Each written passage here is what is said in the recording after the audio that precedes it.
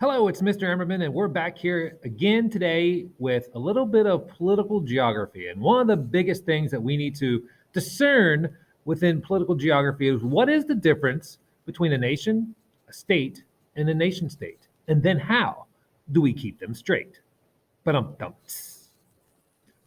so when we are discussing the ideas of nation state and nation state, we need to remember the definitions. A state is a self governing political entity. So a lot of times we call it a country in the United States, but around the world, what we often say as a country, people refer to as a state, self governing political entity.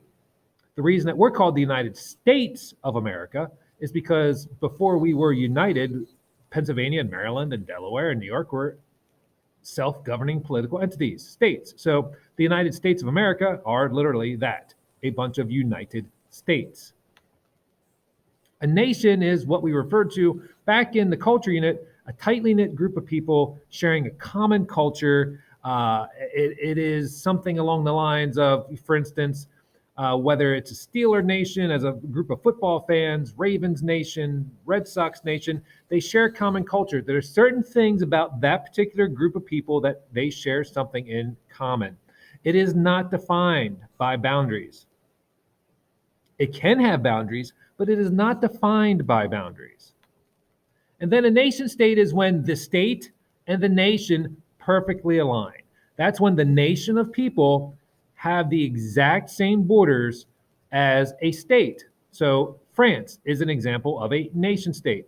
People who are belonging to the French nation, who share those French ideas and cultural aspects in common, also have, by chance, maybe not so, the exact borders of their state.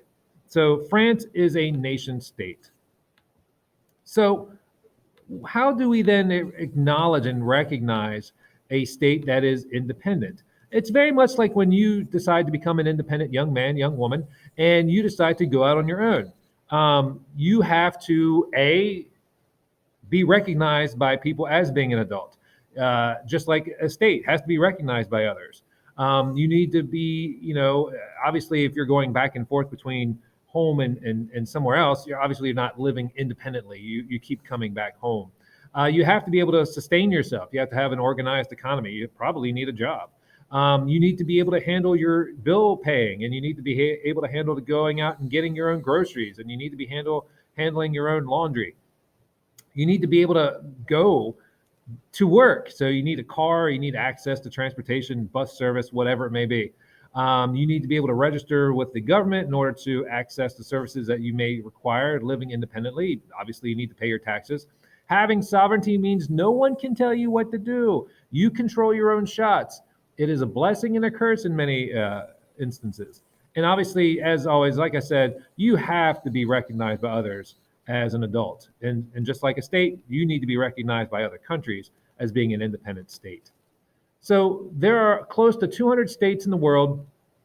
And what you see below on this list are really non states. These are not independent political entities. So, for instance, Hong Kong is now part of China, it used to be part of the UK. Bermuda is part of the United Kingdom. Greenland's part of Denmark. Puerto Rico is part of the United States. It is a territory, it's not a state. There's often disagreement and debate over whether Puerto Rico should be the 51st state, but they are contingent and connected to the United States, not physically, but they are a part of the United States. Northern Ireland, Wales, Scotland, and England, as we referred to throughout the year, is the combined the United Kingdom. Four very different groups of people united together, making up the United Kingdom, and that's the image you see on this particular slide. These all are nation states. France and Egypt and Germany and Japan and New Zealand, they all are basically a nation of people contained within a state's boundaries. And it's often a debate of whether the United States is or is not a nation state. I lean towards not being a nation state, even though we share certain ideals in terms of like the American dream and freedoms and liberties. But we have so many people from so many different cultures and ethnicities coming to the United States that I would just, if you were asked to provide a nation state example, I would not use the United States. just because it is under such debate. When we look at the major nation in the world without a political entity surrounding it or containing it, it is the Kurdish people.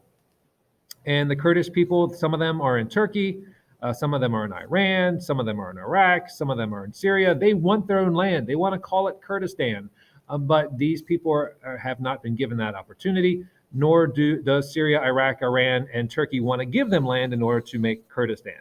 So again, make sure you understand the concept of nation, the concept of state, and the concept of nation state. Until we meet again, goodbye.